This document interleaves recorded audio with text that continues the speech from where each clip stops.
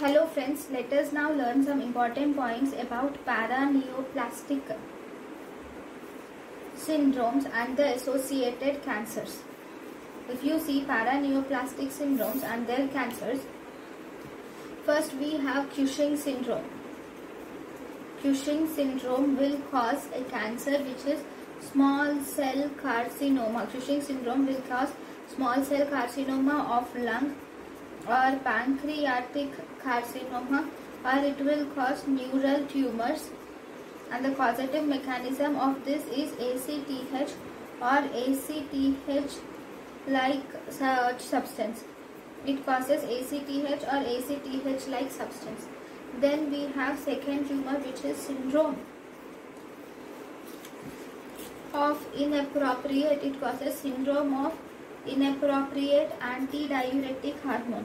It causes syndrome of inappropriate antidiuretic hormone, which will cause small cell carcinoma, which is caused by small cell carcinoma of lung, and it is also caused by intracranial neoplasms. Then if you see the substance produced by it is it produces ADH or atrial natriuretic factor. Then we have hypercalcemia. Hypercalcemia is produced by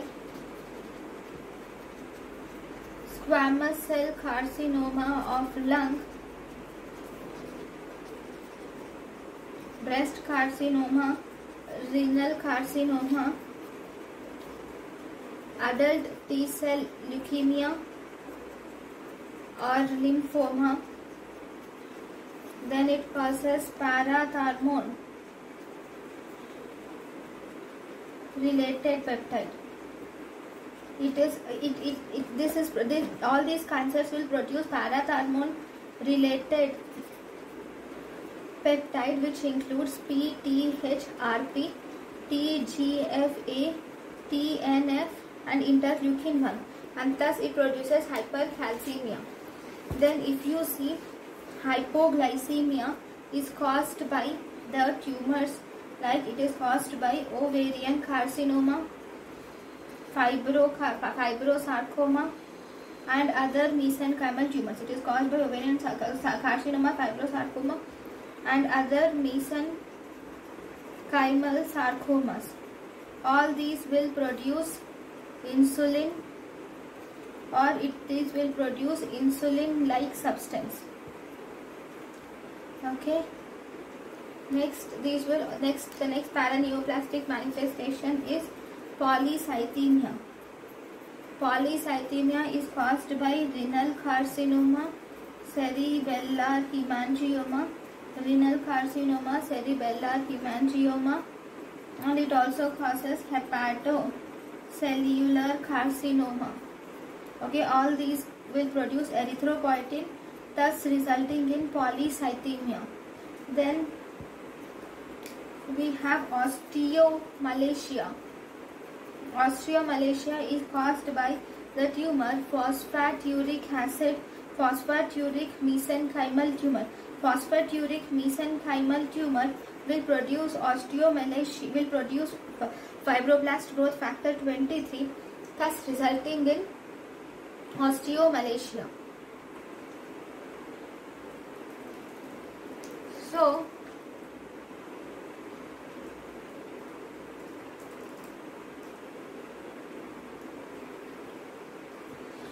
fine. And are there any other?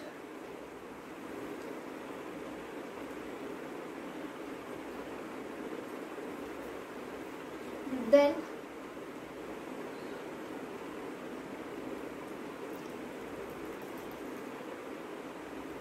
there is one more paraneoplastic syndrome, which is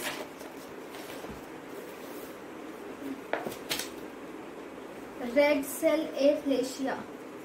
Red cell aplasia is a rare form of anemia, which is absence of red cells in the bone marrow, and this is associated with thymoma. Red cell aplasia is associated with thymoma. Then we have disseminated intravascular coagulation. If you see, it is also a paraneoplastic syndrome, and this is associated with acute it is associated with acute promyelocytic leukemia, and then it is associated with prostatic adenocarcinoma also.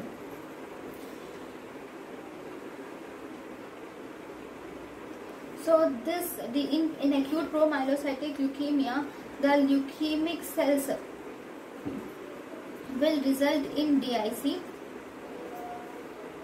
and there is also in acute promyelocytic leukemia there is also increased expression of procoagulase there is also increased expression of procoagulant activity.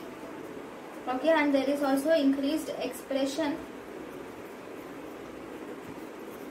of fibrinolytic and proteolytic properties. There is also increased expression of fibrinolytic and proteolytic properties, and there is increased secretion of pro-inflammatory cytokines. Pro-inflammatory cytokines like interleukin 1b and tumor necrosis factor are synthesized.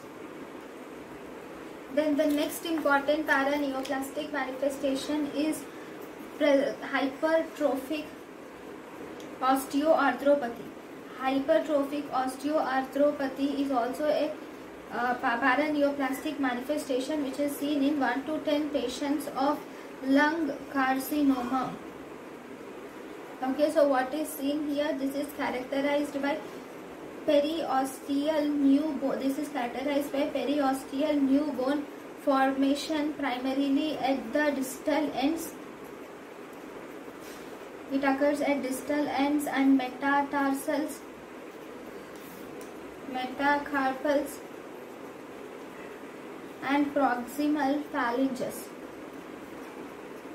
And it also this also causes arthritis. There also occurs arthritis of adjacent joints, and there also occurs clubbing of joints of digits also occurs due to this hypertrophic osteoarthropathy. Then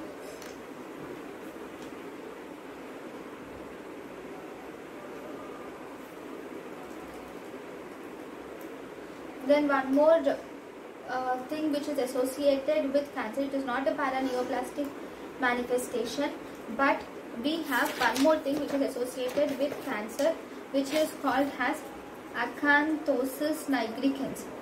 What is acanthosis nigricans? Acanthosis nigricans is a disorder where there is grey-black patches of thickened hyperkeratotic skin is present. Grey-black patches of thickened hyperkeratotic skin is present with velvety appearance. This is seen in about 50% of patients over the age of 40 years. And the main causative factor of this is due to immunologic factor, which is due to the secretion of epidermal growth factor. This is actually associated with gastric carcinoma, lung carcinoma and uterine carcinoma. Then there is one more. So we have seen all the paraneoplastic manifestations, right?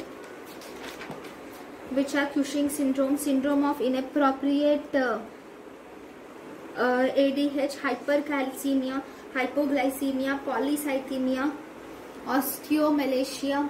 Right, one more thing. Let us now learn about the malignancies. We have learned about polycythemia, right?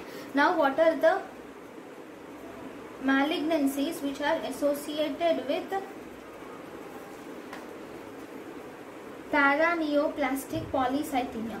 I have only said you some, but there are many. I would like to give you a list of malignancies associated with paraneoplastic polycythemia.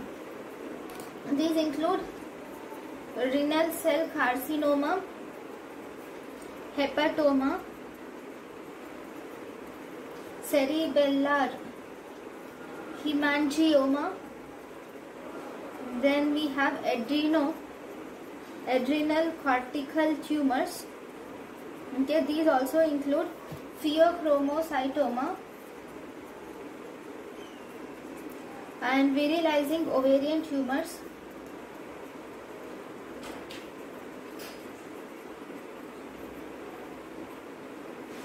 And we have Wilms tumor.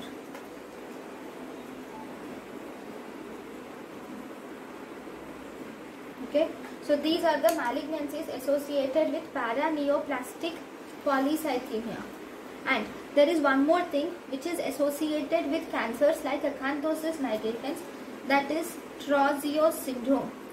Trousseau syndrome or migratory thrombophlebitis. Trousseau syndrome or migratory thrombophlebitis. This is actually associated with deep-seated cancers. It is associated with deep-seated cancers. Most commonly, it is associated either with pancreatic cancer or lung cancer. What does this indicate? This will indicate presence of disseminated intravascular coagulation associated with microangiopathy.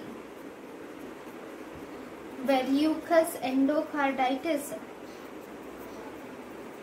may be seen, and arterial emboli.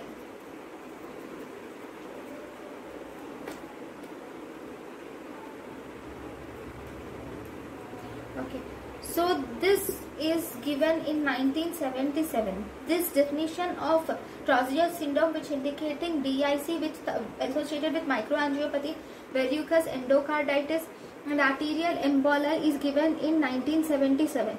But recent time it is mainly, but now if you see, it is mainly associated with any kind of, it is used to describe any kind of coagulopathy, not just this.